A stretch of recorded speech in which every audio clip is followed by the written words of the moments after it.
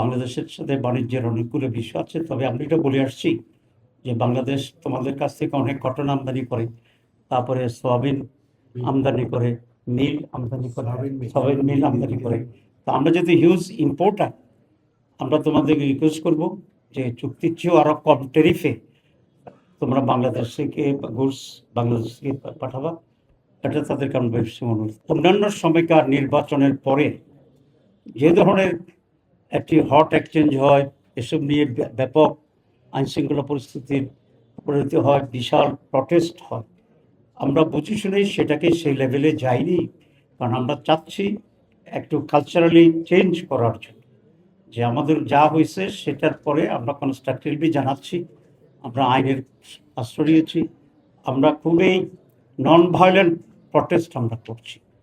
কিন্তু এটা যদি সলিউশন না হয়, এটা বাড়তে থাকে, তখন তো আমাদেরকে আর একটু স্ট্রংলি রাস্তায় নামতে হবে, এবং পার্লামেন্টও আমরা সেক্ষেত্রে স্ট্রং ভূমিকা রাখব। পাঞ্জাবের জগতে একটি বিশ্বস্ত নাম শাবাব এথনিক ওয়্যার। তখন আমরা সেটাকে ওভারকাম করার জন্য যে ভূমিকা নেওয়া দরকার সেটা করব। আমরা বুঝবো যে জনগণ, আমাদের দেশের জনগণ খুব ভাইব্রেন্ট এবং খুব পিসফুল অপোজিশনকে তারা সেভাবে নিচ্ছে না।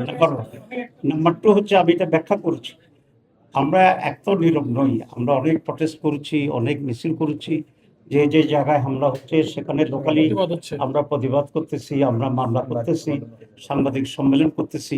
এখন যদি এটা মনে করা হয় যে একটা ঘটনা ঘটলেই ব্যাপক তুমুল হুলস্থুল করে ফেলার দরকার, এটাকে আমরা মনে করি we should allow some more time to the government, যারা তাদের লাইনে আসার জন্য। যদি না হয় এটা তাদের কপাল।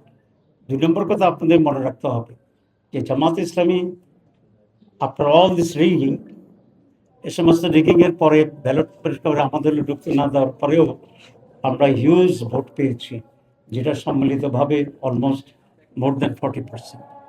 আর বাংলাদেশে 3টি সরকার 40%-এর কম ভোট পেয়ে সরকার গঠন করছে, ঠিক আছে? সেটা আমরা যে ভোট পাইছি এটাকেও যদি ধরে নিই, তাতে সরকার গঠন করার মতো ভোট আমরা পেয়েছি। সুতরাং আমরা এগুলো মাথায় রেখে we are preparing for the future, এবং আমরা জনগণের কনফিডেন্স অধিকতর পাওয়ার চেষ্টা